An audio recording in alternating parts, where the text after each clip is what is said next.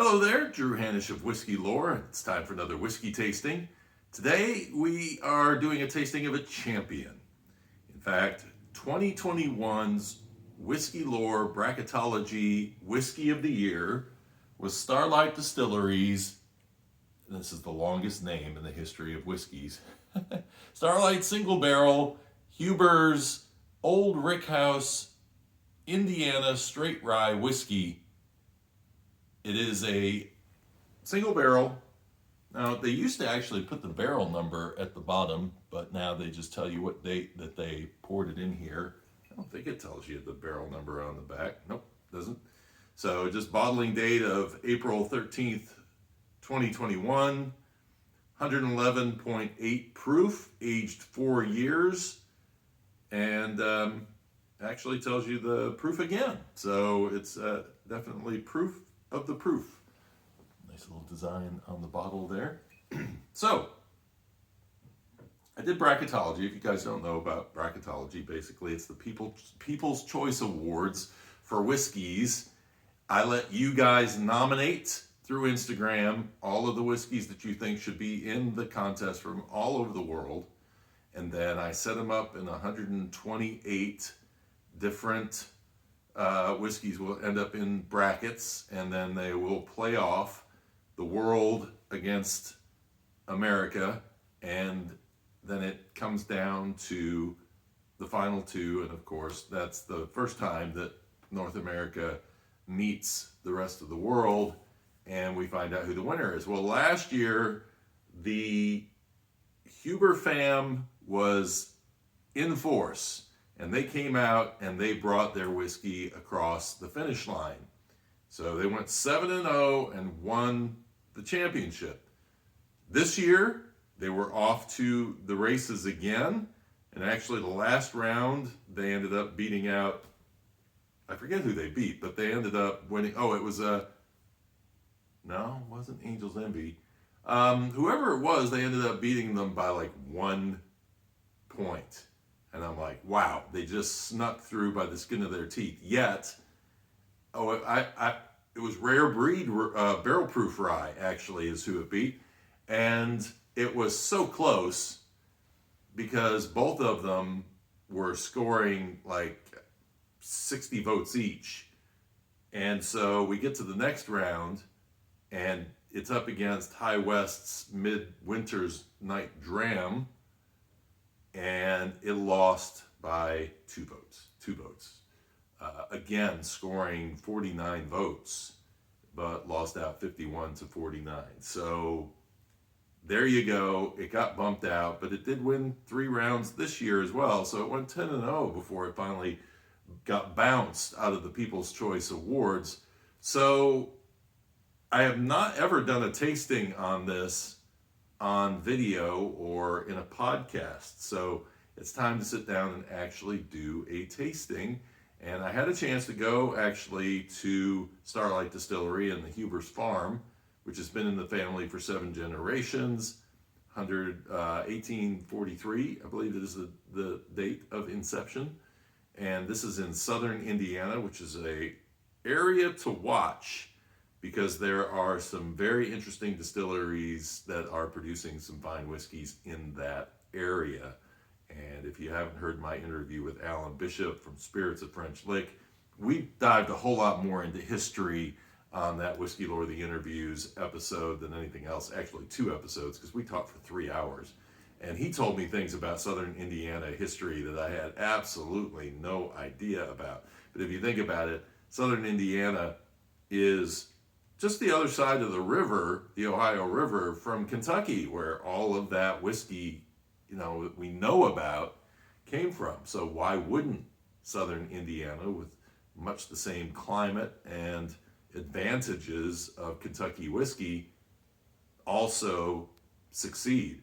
And so something to check out, and you're going to be hearing more and more about Indiana distilleries as we go along. And of course, the most famous one, the one that everybody talks about these days, is MGP, where they are providing a lot of different sourced whiskeys for the rest of the distilling community. A lot of these startups, craft distillers, are sourcing their whiskey from there. But this is not sourced whiskey. This is made on site. I've seen the pot stills where they make this whiskey. So this is 85% rye, 15% malted barley, aged 4 years, as I said.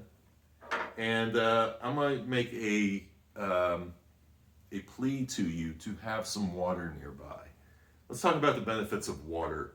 The idea of adding water to your whiskey is that it opens the whiskey up. And some people are afraid to add water to their whiskey. They're like, I'm a He-Man, I'm going to drink it full strength. Water's for sissies. Well, no, it's not. And actually, there are some that proclaim that really you shouldn't drink whiskey without adding a couple drops of water to it to allow the oils to separate and allow the fragrances to come up and to improve the experience of drinking your whiskey.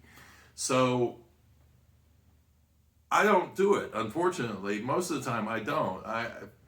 When I do these tastings, 95% of my tastings are done without adding water. But as I was doing my nosing and tasting of this whiskey before doing the episode, so I could get kind of an idea of some of the tasting notes, I was getting frustrated because as I was nosing it, I'm like, it's kind of flat. I mean, it's got a little rye in there. Maybe I'm picking up a cocoa note, but I'm just not really smelling much that's exciting me. And then I took a drink of it, and I just, again, was kind of like, it's okay, but I'm not sure. And then I started looking up other people's tasting notes because I thought, this thing's winning Bracketology. There's got to be something about it that I'm missing. So I did my reading, and all of a sudden I'm getting all these different nosing and tasting notes that I'm going, where are they getting all that from? Because I'm not picking any of it up. Is there something wrong with my nose? It is springtime. Maybe my allergies are kicking in, although my nose is not stuffy. I'm not sure why I'm missing what they are suggesting. And then I thought, add some water to it. Let's see what happens. Because it's, 111 proof, almost 112 proof. Maybe it needs some water to open it up. And so I added some water to it.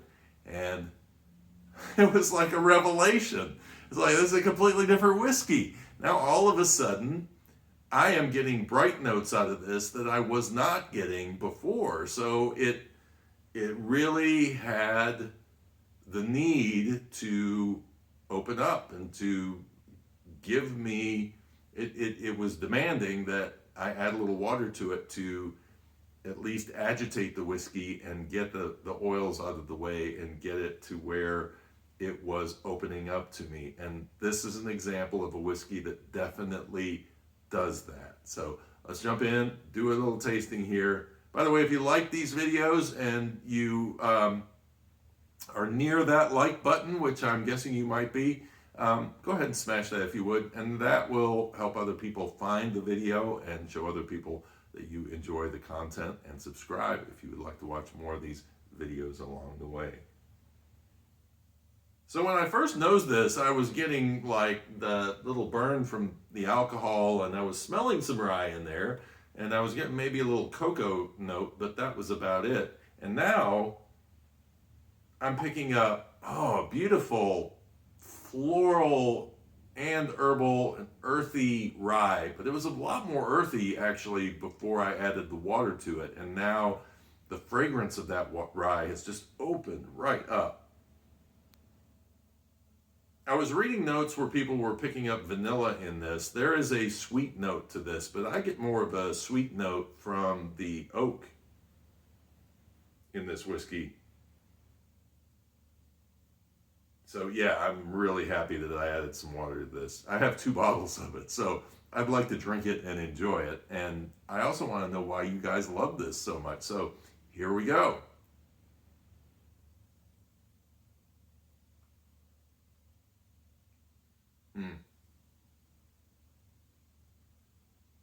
When I first tasted it, there's some grain there. I'm tasting the grain. I'm getting a little bit of the barley grain is what it tastes like.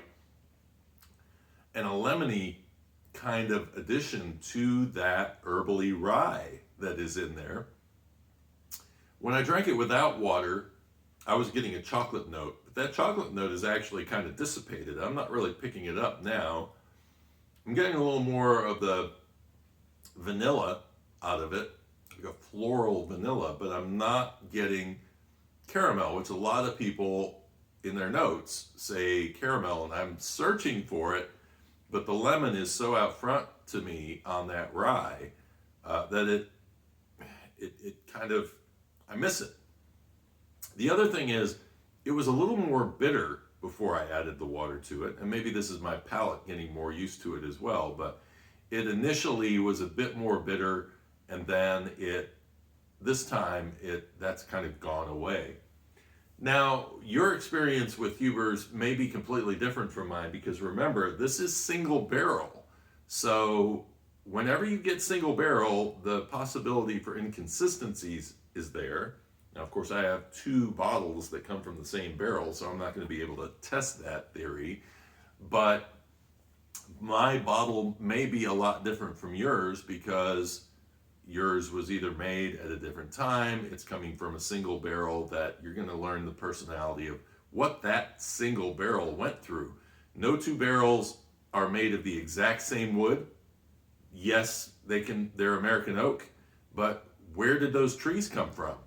You know, it's every slat isn't necessarily every stave is not going to come from the same tree. And if it does, well, that's amazing. But even other parts of the tree where it may have come from may have had different aging experiences. So this is the complexity of a single barrel system that makes it almost impossible for your drink to be the same as my drink. So the consistent thing is really that new make. And then once it gets in there, that barrel could do just about anything. Where did they place it in the warehouse? You know, this year versus last year, was it drier? Were there harsher temperature changes? All of that sort of stuff will make a difference, and that's where you have to rely on the distillery to pull quality barrels for what they put out for single barrel. So I'm so happy I added water to this, because I did not want to do a review where I was like, yeah, you know, why are you voting for this? I don't get why you're voting for this, because now it has opened up. It's got a nice earthy, lemony combo on that rye, along with a little chocolate if you don't add water, and just more enhanced lemon if you add water to it, at least for mine. So very interesting, and definitely worth giving it a taste. So hope you enjoyed the video, and until next time, cheers and Saint Java.